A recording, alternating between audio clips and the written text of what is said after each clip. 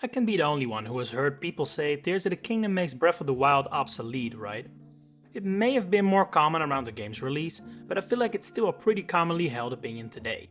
And to an extent, I understand it. It may have a different name, but Tears of the Kingdom really is Breath of the Wild 2.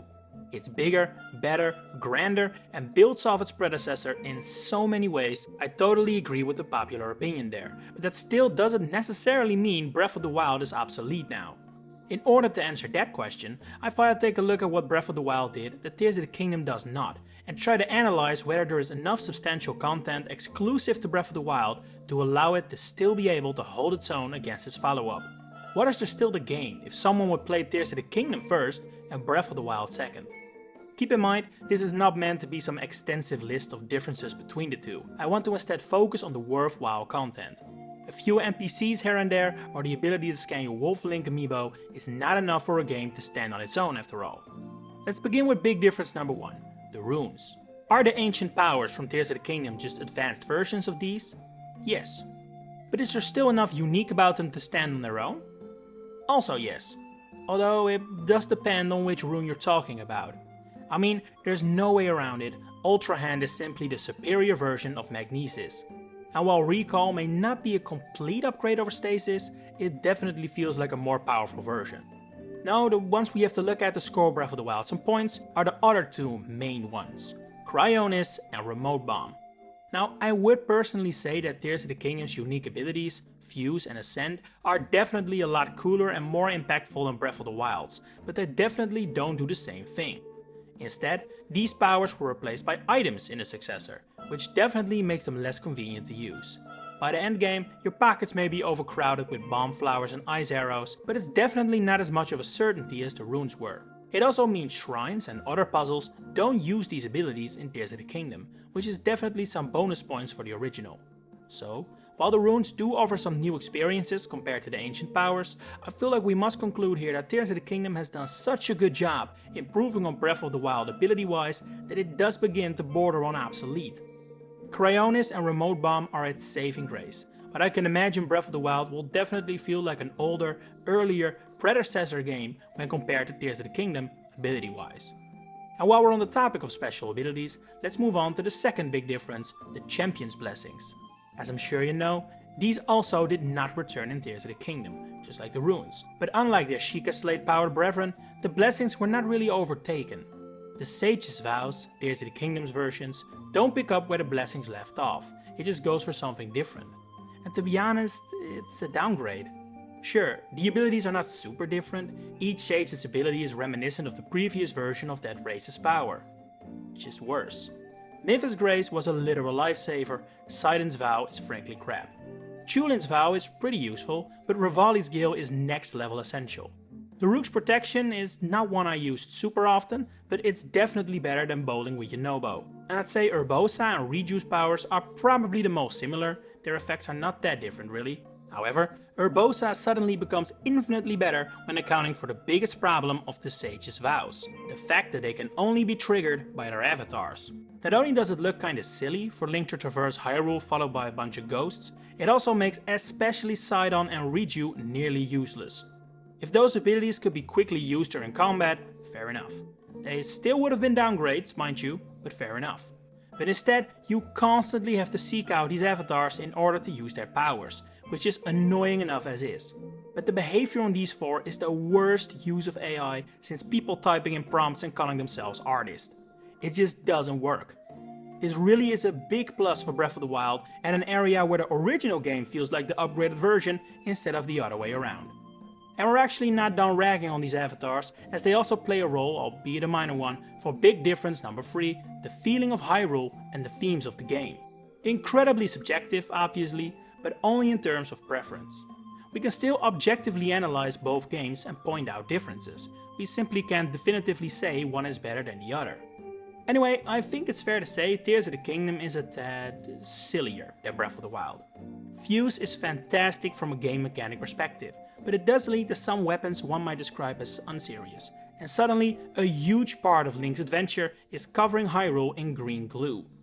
That is, if he isn't traversing the region on his self-made car, hovercraft or airplane, joined by his killer robot or other contraption of death.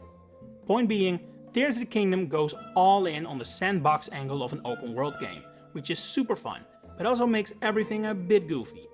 Now, Zelda has always been goofy, and Breath of the Wild also has plenty of silly moments. But overall, I'd say the game is more serious. I would also say the tone is a tad darker, even if it lacks the gloomy depths of a sequel. After all, you are making your way through what is effectively an apocalyptic Hyrule, while in Tears of the Kingdom, people have started to rebuild, and society begins to pick up again. The tone is more hopeful in that regard. The original game feels, well, more wild. There is no kingdom to have tears for anymore. But in the sequel, that feeling of community is beginning to return. I would also say Breath of the Wild is a bit more lore heavy, but it's not like I've been keeping count of each slither of lore information in both games, so please let me know if I'm wrong on that one. It's just the impression I've had from playing both games. Put all these elements together, and I would say this angle definitely gives Breath of the Wild a tone that's so distinctly different from Tears of the Kingdom that I would count it as a point towards not being obsolete. On to big difference number 4, difficulty. One factual thing Breath of the Wild has that Tears of the Kingdom hasn't is DLC. And with that DLC came several new additions that upped the difficulty to a level that you rarely ever see in the series, Tears of the Kingdom included. Master Mode is a literal hard mode that significantly ups the difficulty from the base game, but doesn't return in Tears of the Kingdom, making that game significantly less interesting to those that crave a challenge. The DLC also adds new dungeons, with some serious difficulty to them, like the Trail of the Sword, and I'd say the new quests are also significantly harder than the base game of both titles. So, for those that love the gameplay of these two titles, but find the base game a tad too easy, playing Breath of the Wild over Tears of the Kingdom is honestly a pretty understandable decision. Another point counting towards not being obsolete. And then we arrive at the final difference, which is really not big in and of itself, but it's still noteworthy. A variety of nifty things Breath of the Wild has that Tears of the Kingdom does not. The sequel included a lot of quality of life additions compared to the first game, or carried over useful helpers like Hero's Path mode. And yet, strangely enough, Breath of the Wild contains some quality of life features that didn't make the cut for the sequel. Like the Ancient Saddle, which allows you to instantly teleport your horse to your location. That's exactly the kind of stuff you usually find in a sequel, but here it's only in the original. Another example of this are characters or enemies that didn't make the cut for the sequel, like Cass or Guardians. Now, I like Cass as much as everyone else, but I personally wouldn't play Breath of the Wild over Tears of the Kingdom just for him. However, put all those characters, enemies, and even some animals and items together, and you get a decently long list of faces that can help make your journey through Breath of the Wild's Hyrule at least stand out compared to Tears of the Kingdom. So, that's 5 key differences between Breath of the Wild and Tears of the Kingdom, enough to at least come to somewhat of a conclusion to that big question. Is the original obsolete now that Tears of the Kingdom exists? Simple answer, no, I don't think it is. Breath of the Wild has enough unique features going for it that even if Tears of the Kingdom was your first open world Zelda game, you would still enjoy it. It wouldn't blow you away like it did to millions of players when it was released, and you would probably be able to tell it's the predecessor instead of the sequel, but I still think it's different enough. However, I do think Tears of the Kingdom has severely changed the position and appeal of Breath of the Wild in a way that can never be undone. Breath of the Wild was once the ultimate Zelda game, a must-have not only for fans of the series, but for every Switch owner in general. And that title has absolutely been taken from it by Tears of the Kingdom. What remains is a game for the true Zelda fans, the ones that cannot get enough of the series, who want to know every story beat and lore fact there is to know, who want a Tears of the Kingdom that's significantly harder. It sounds bizarre to say about a game that sold 30 million copies and is Zelda's best-selling game, but in a way, in the year 2024 and beyond, Breath of the Wild is a niche game. It now caters to the Zelda superfans or those that want a serious challenge, instead of the worldwide audience it had only a few years ago. Those have moved on to Tears of the Kingdom, and if the next game is again set in a similar Hyrule, will again move on to the sequel, pushing Tears of the Kingdom right next to its predecessor. But whether that is the future of Zelda, I cannot say. Do you agree with my assessment? And which game do you prefer? Let me know in the comments below. If you enjoyed my take, please consider liking this video and subscribing to the channel to stay updated on all my future Zelda content. For now, thanks for watching and enjoy the rest of your day.